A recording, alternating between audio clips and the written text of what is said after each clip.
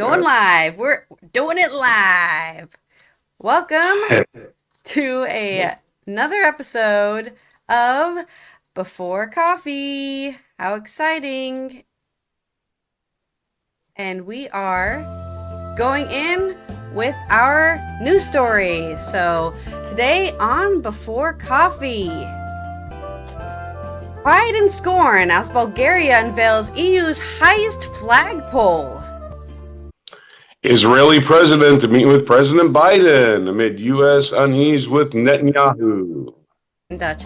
The 105th edition of the 4 Days March started with a tour through Betua. And wildfires burn in Athens. UK relaxes visa rules for foreign builders amid Brexit shortage. And in Good Tuesday, deforestation fell 26% in Colombia and Amazon last year. Today on July 18th, 2023 edition of Before Coffee.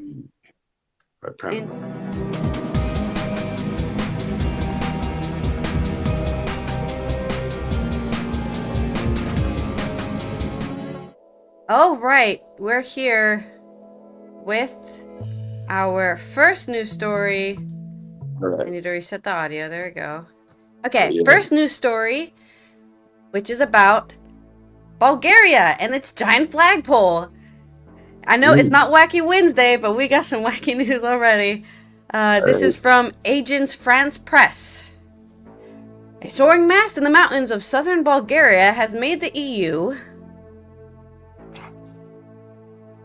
horse country the home of the bloc's highest flagpole, filling some with pride and drawing scorn from others. Nationalism and populism are on the rise in the Balkan nation, where many remain strongly Russophile despite Moscow's invasion of Ukraine. Oh, come on, Bulgaria, what are you doing? Go join them. No, I'm just kidding. The immense 1,110 square meter flag, meant to symbolize Bulgaria's territory of 111,000 square meters, was hoisted up on the record-breaking 111 meter pole last week in a forest meadow in the Rhodope Mountains. With it, Bulgaria takes the flagpole crown from Finland, which has a 100 meter and one. Wait, has a 100 meter one. Okay, why did they write it that? It wrote it like 100-meter one instead of just 101. Okay, 100 meter one, though it's not nearly touched the heights of some outside Europe, they're almost twice as high. I bet America has like the highest flagpole in the world.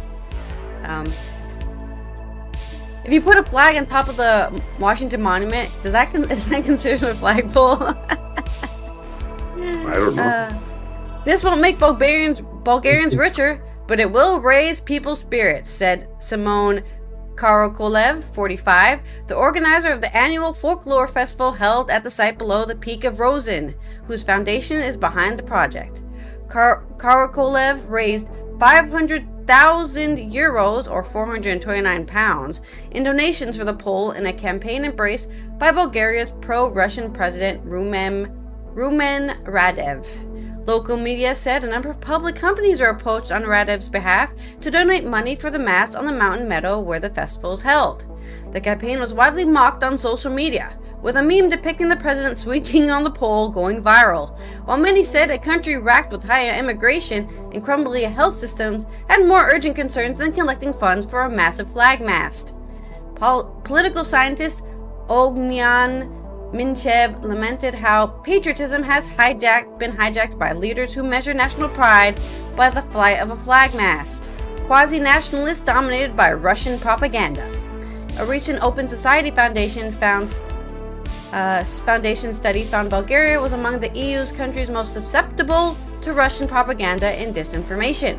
The concrete poured for the flagpole's foundation on the pristine mountain meadows and alleged irregularities within its permits also sparked calls from environmentalists to ban it. A petition against it collected thousands of signatures. Karakolev said this was undeserved hate. and thanked authorities for not backing down to pressure, and checks showed everything is perfectly legal. Radev criticized dishonorable attempts to denigrate and break this initiative, as he and Karakolev inaugurated the structure with shouts of "Long live Bulgaria!" Several thousands of people, all ages, many in national costumes, gathered for the ceremony ahead of the 3-day annual festival, taking the chance to touch the gigantic flag before it went up. Yet, yes, some people don't like it, but there are flags in every country. They are one of the symbols of a nation, said Reserve Army Colonel Dimitar Mitev, 69, nice, adding that he hoped this initiative would boost patriotism. Others were less positive.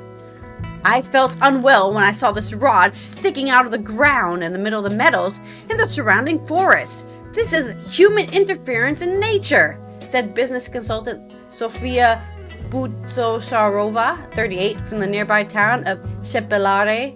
Still, thousands of phone screens light up in the sky as the cheering crowd waited for the flag to be hoisted. But when the big moment came, there was a disappointment, as the lack of the breeze left it hanging listlessly from the pole. What a brilliant end to the story. Okay, that's my short little stint on Bulgaria and its giant flag mast of nationality. It's a pretty flag. Very nice, pretty flag. Yeah. Go ahead, Renee. Yeah. Okay. International diplomacy knows Israeli president to meet with Biden. And if you're wondering who the Israeli president is, his name is Isaac Herzog, in case you're wondering. In case anybody was wondering, they ever knew they had a president, not just a prime minister, but they do. All right, this is from Michael D. Shearer of the New York Times. President Biden met with President Isaac Herzog in Israel on Tuesday at the White House. A diplomatic overture to one of America's key allies amidst tensions between the Biden administration and Benjamin Netanyahu, Israel's prime minister. White House officials described the meeting with Mr. Herzog as an opportunity for Mr. Biden to strengthen an already ironclad relationship between the two countries.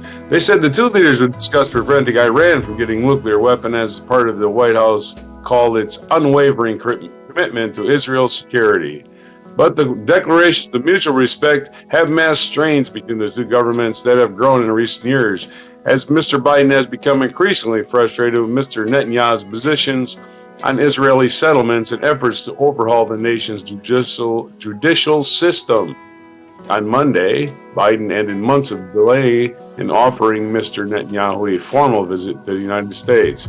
After the pair talked on the phone, Mr. Biden invited the Prime Minister to meet in the United States, most likely before the end of the year, though not necessarily at the White House.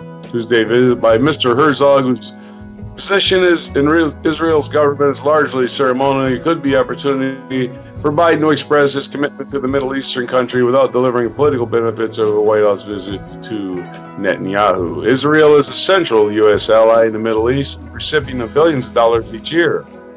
White House officials said Mr. Biden planned to emphasize areas of cooperation, including progress towards normalization of relations with other Middle Eastern countries and diplomatic efforts with the Palestinians.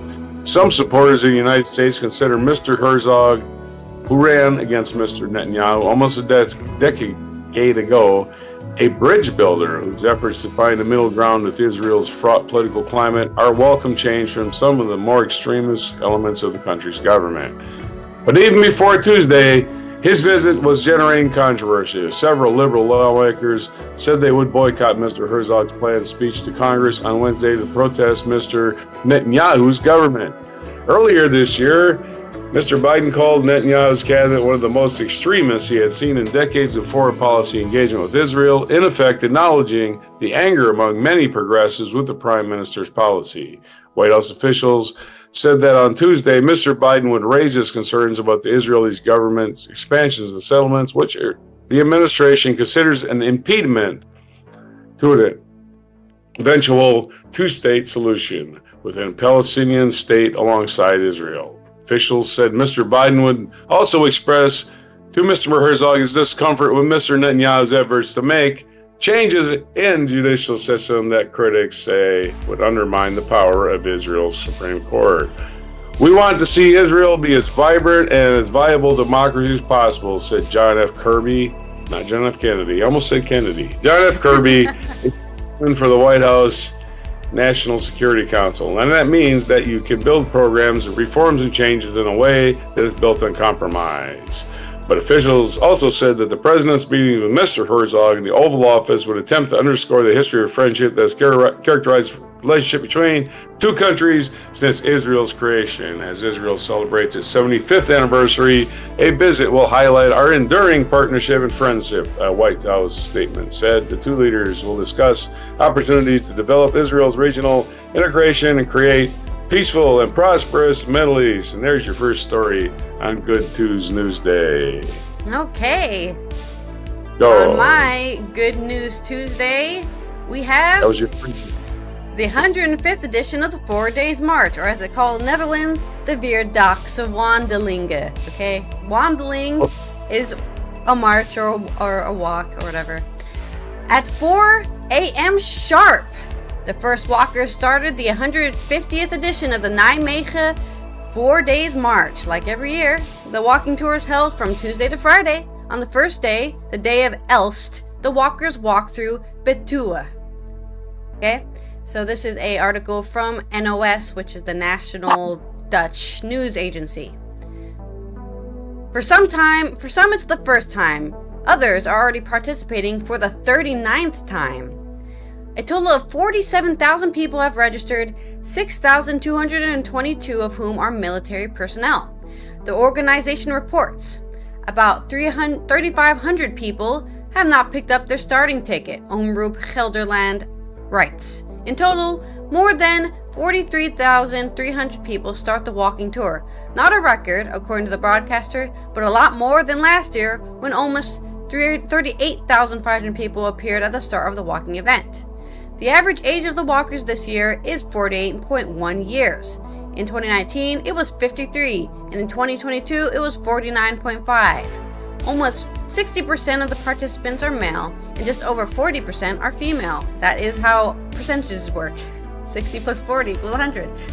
More than 17,000 people are taking part in the walking tour for the first time, and 22 people try to reach the finish line in a wheelchair. Not only Dutch people participate in the walking tour. More than 6,800 participants come from 77 different countries, ranging from Afghanistan and Canada to Guinea and Ethiopia. All European countries are represented at least once, with a participant from Moldova. The military participants come from 31 different countries. This year, for the first time, a so-called safety car will drive ahead of the participants, to the great frustration of fast walkers and wheelchair users. This safety car may not be overtaken. The organization wants to prevent participants who want to finish quickly from ending up in a dangerous situation. Whoever overtakes the car runs the risk of being disqualified. I think it's very childish. They would check the course, not the people, complains a walker at Omroep Gelderland. We decide how we walk. Other participants are also furious. The festivities are held before and during the walking tours already started last Saturday. The 4 days march were also well attended yesterday. A spokesperson tells ANP news agency that 3 locations of the parties became full, but that many people still managed to get a spot. Compared to the weekend, it was rather busy in the center of Nijmegen yesterday, especially because walkers came to collect their starting permit. Among other things, the performance of the Snollebolletjes. Okay, that is not translated. It doesn't have a translation, so attracting many people. According to the spokesman, the evening was busy but fun and went without any significant incidents. Last year, the 4 days marches was shortened by 1 day due to the heat. Tuesday was canceled because it was 37 degrees that day. It was the first edition since Corona, when the event was halted for 2 years. So, there you go. The 4 days march. Everyone's more than 100 years of people just walking from one place to another in a casual stroll, and I guess some people are speed walking and they're very angry about the rally car, but other than that, it's begun. Start walking. Walk until you see the sunset, I guess. Walk until the planet burns. Yeah. You're free to go, sir. That's the end of my article. All right, and not so good news Tuesday, good Tuesday Day, or good anything. Wildfires burn homes near Greek capitals. Residents flee. This is from Reuters. Stelios Massanas and Lefteris Papademos. This is in Greece. Two wildfires fanned by strong winds raged uncontrolled through coastal towns near Athens on Monday, forcing residents to flee their homes and prompting the evacuation of hundreds of children from summer camp. The blaze that broke out in the village of Kovaris, about 20 kilometers southeast of the Greek capital, spread fast amid erratic winds, a Greek fire service official said. A Reuters witness said at least 5 houses were severely damaged by the fire, which also tore through the seaside residential area of Lagonisi, a popular summer resort. Police helped evacuate more than 100 citizens in the wider area. Dozens of horses were evacuated in trucks as the flames reached stables in the nearby areas of Kalivia and Anavisos. Due to the high winds, the blaze spread across 12 kilometers in 2 hours. Greek fire service spokesman, here we go with more names, Ioannis Astropoulos, told a televised briefing, adding the police had detained a person suspected of arson. More than 200 firemen assisted, 20 soldiers, 8 fire engines, 10 aircraft, and 6 helicopters were fighting the flames. Coast Guard boats were patrolling along the coast to help evacuate citizens if needed, and more vessels were on standby in case they needed to intervene. About 1,200 children in summer camp and residents of rehabilitation center were evacuated due to another wildfire burning close to the seaside resort town of Lotaki, about 50 miles west of Athens, a local mayor told Greek television. About 135 firemen, 50 engines, 40 soldiers, and 13 aircraft have been deployed to contain that blaze, which forced the police to shut down part of the highway and disrupted train services. A third fire broke out this afternoon. In the afternoon, it was burning in force about 30 kilometers north of Athens, an area of Dervonochoria.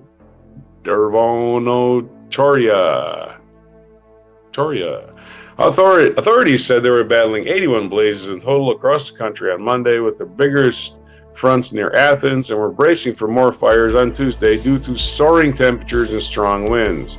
Tuesday will also be a very difficult day. There's a very high risk for fires, adding that the strong winds will persist, said Atropoulos.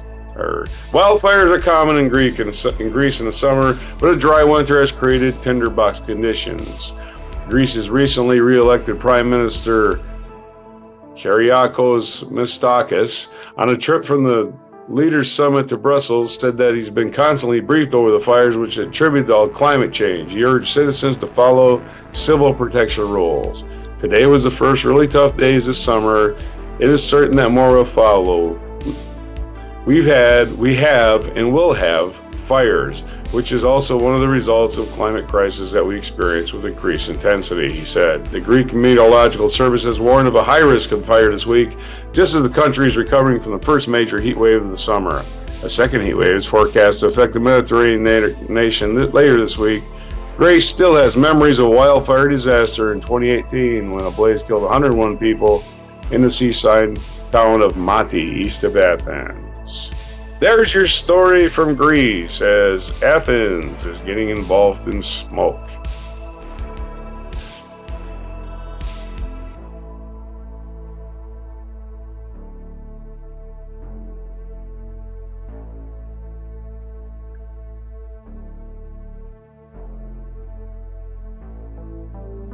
Mm-hmm.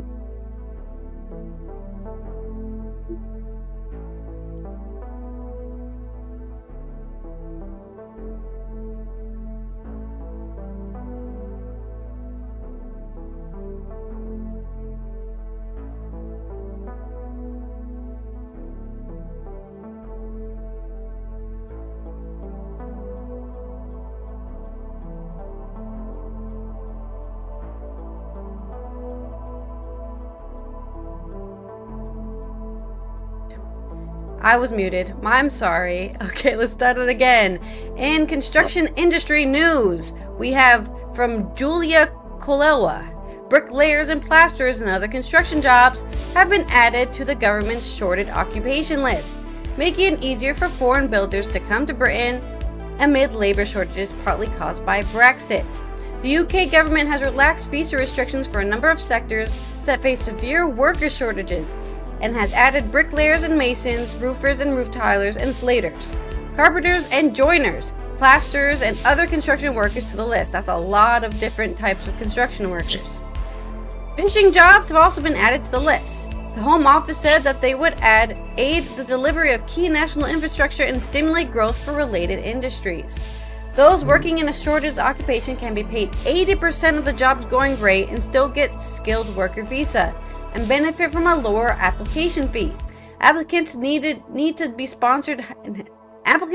sponsored job offer from an employer and must meet English language requirements. The Independent Migration Advisory Committee recommended in March that construction workers be added to the shortage occupation list. The list already includes care workers, engineers, web designers, and laboratory technicians, along with healthcare roles. This allows employers to recruit staff from abroad on salaries as low as €14,880 pounds for senior care workers and from £15,120 for lab technicians. With this new move, Rishi Sunak faces a further backlash from the Conservative MPs after making promises to reduce immigration. Well, it's migration, not immigration. Haha, tricked ya. Conservative governments have promised since 2010 that they would cut net migration. Overall migration into the UK reached a record of 606,000 last year, up 24% on the previous year, while the backlog of asylum cases is also at an all-time high. Maybe leaving the EU was a bad decision.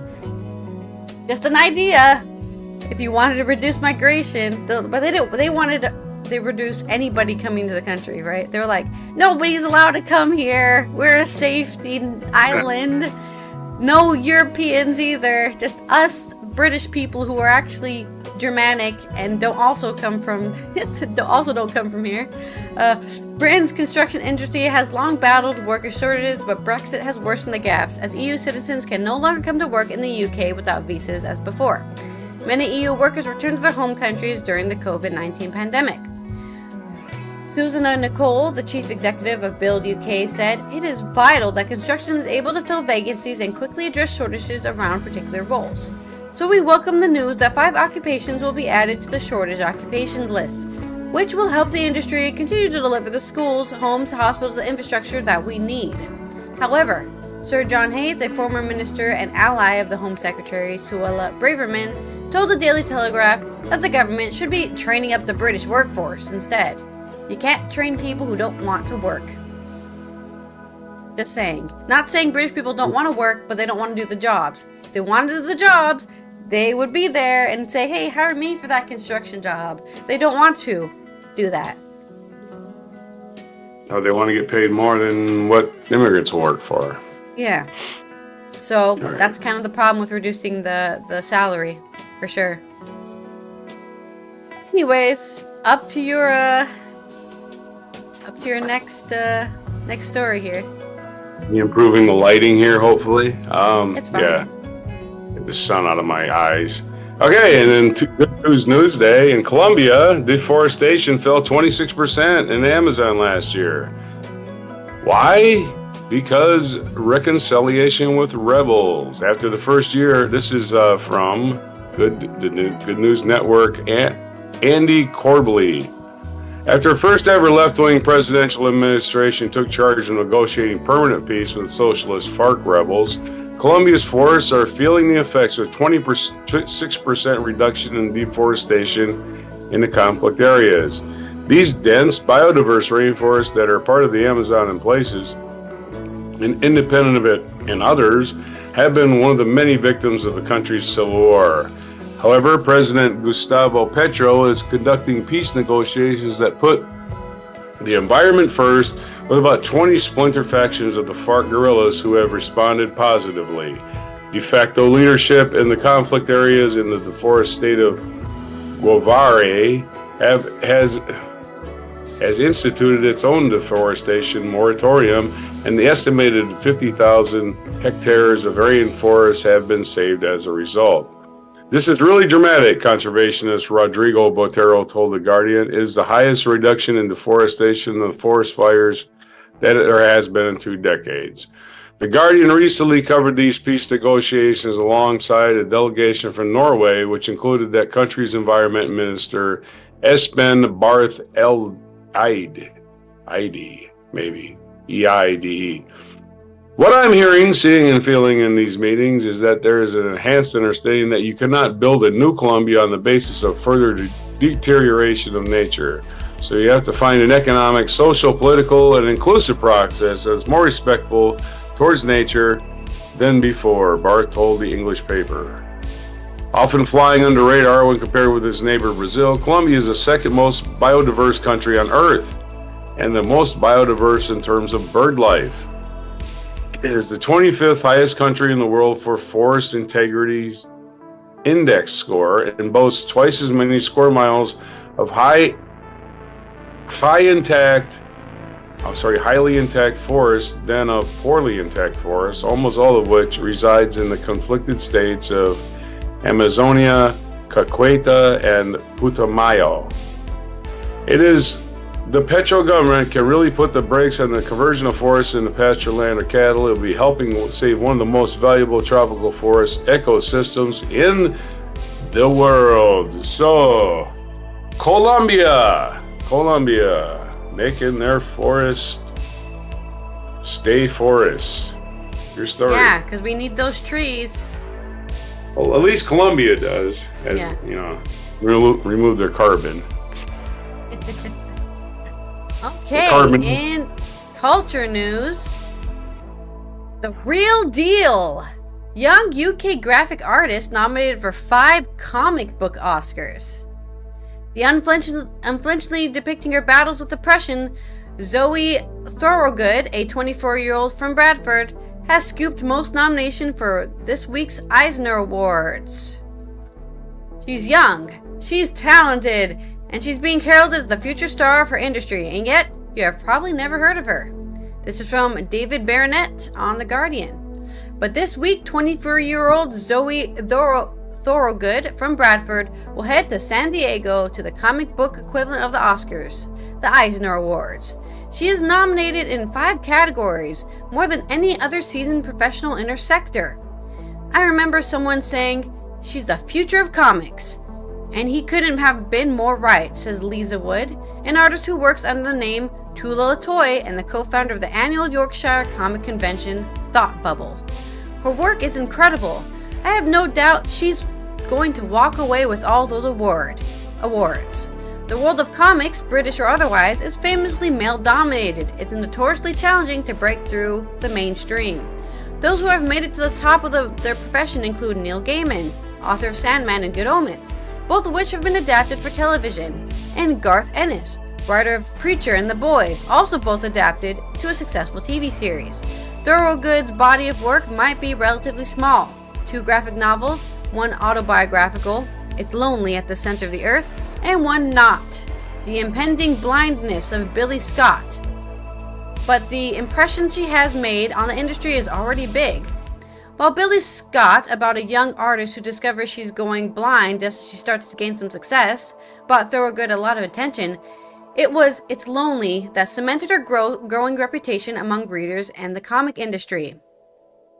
It is an unflinchingly stark and personal story of her own battles with depression, depicted as a grinning monster following her around and her suicidal thoughts. But it's also funny and life-affirming as it documents how creating comics pretty much saved her life. Last September, Thorogood posted on Twitter a panel from the comic with a self-deprecating message, "Where is my Eisner?" Fast forward to this May, and the Eisner judging panel named Thorogood in their Best Writer-Artist category and Best Graphic Memoir categories for It's Lonely and its Best Painter Multimedia Artist Interior Art, Best Adaptation for Another Medium, and Best Cover Artist for Rain, an adaptation of a horror novella by Joe Hill. Then, she just tweeted in response to the news, followed by, I'm not expecting to win any of these bastards, but just to be nominated means the world. Chris Ryall, the co-founder of Sigsy Comics, which published Rain, says, there was something so raw and powerful about Zoe's work in her first graphic novel that displayed that rarity in comics. Someone's really just getting started making comics, but who's already had her own unique style, and also showed a clear understanding of the language of comics, too. More to the point, she seemed to have an innate sense of what rules to break to tell a story her way, and not be fenced by established conventions, which I find incredibly admirable, more rare than you might think. She also has designed for Marvel a character called Spider UK, a British version of Spider-Man, as part of its Spider-Verse multiple universes concept. But it was only in 2019, aged barely 20, that Thorogood thought about turning her love of comics into a career. Shy and anxious, she attended a comics event in London organized by US publisher Image. She showed her portfolio and was invited to a dinner of comic creators where she met Kieran Gillen, a British writer who also worked extensively for Marvel on titles including Avengers and X-Men. Gillen said she wasn't quite what she is now, but she had already metabolized a bunch of influences into a style, and approached the page with a mixture of glamour, groundedness, and real macabre energy. She was clearly the real deal. It was a real guitarist walks into a bar, makes the old hack's jaw drop moment. Wow, they're really hyping her up. Apparently, on the way to the pub, I called her the future of comics. I probably shouldn't have, as it's sort of the thing that gets someone under someone's skin, and in my defense, I was right, at least then. Now Zoe's not the future of comics, she's the present of comics, and people need to catch up. So there you go. Keep an eye out for Zoe. What was her last name again?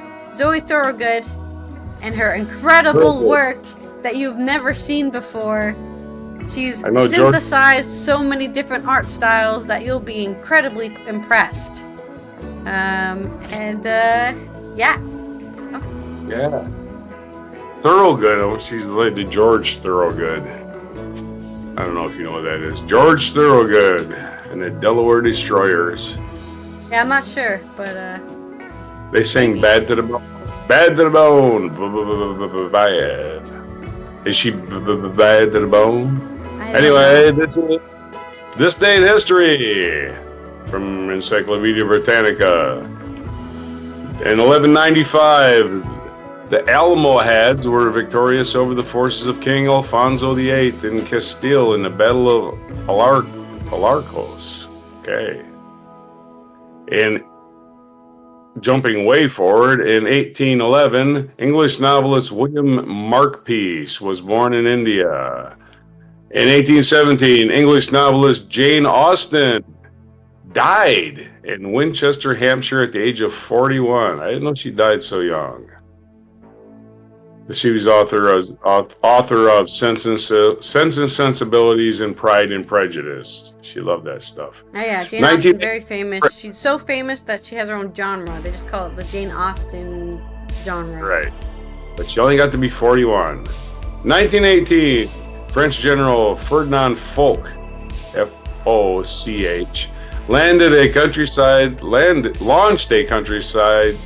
Oh, let's try this again. Launch a counter-strike, or a countryside, let's do the same one, that forced the Germans into a hasty retreat during the Second Battle of Marne in the last German offensive of World War I. In 1921, John Glenn, the first U.S. astronaut to orbit Earth, was born in 1921 on this day, so he would be 102. Actually, the oldest person to go into space also. 1927, well, unless they broke that recently. 1927, American baseball player Ty Cobb collected his 4,000th career hit. 1944, Allied forces captured the French town of Saint-Lô, a vital communication center during World War II. In 1976, the uneven parallel bars, Nadia Comaneci of Romania became the first gymnast to be awarded a perfect score of 10 in an Olympic gymnastic event. In 2013, Detroit submitted a claim for Chapter 9 bankruptcy, and the largest such filing for U.S. city ever. And the signature event today, Hitler published his Mein Kampf today in 1925. Well, good for him. Okay, feature biography. Birthday today is Nelson Mandela. Nelson Mandela turns 105, born on this day in 1918. Also born this day, 1975, MIA, British-born Sri Lankan rapper, MIA. I hope that stands for something besides missing in action, because Maybe that would be a stand for that. It's just rapper, so. It stands for something else, I hope. Vin Diesel is born this day, and his brother Van also. He has twin brother, little known twin brother Van Diesel, who drives a van. No, Vin Diesel was born on this day in 1967. Richard Branson, British eccentric entrepreneur, was born on this day in 1950. 1937, Hunter S. Thompson was born, crazy gonzo journalist. In 1927, Kurt Masur, jewelry conductor, was born. And what day is it today? Well, let's see. We got a bit of a list here. It's National Sour Candy Day. Who doesn't love that? Make them faces. National Tropical Fruit Day. So get your sour tropical fruit, kill two birds with one stone. And it's Nelson Mandela International Day because it's his birthday. It's National Caviar Day, so there you go. Have some of them sturgeon eggs. And it's also World's Listening Day. So if you're into listening, shut your mouth. And that's what days are today. All right. Well, then this has been Allison here from the Netherlands, not walking for 4 days. Because I'm lazy. And oh no. We will see you on Wednesday for some more wacky news and less fires, hopefully. Les Nessman. And this is Roger of the United States saying goodbye and farewell for another day on July 18th, 2023 edition of Before Coffee.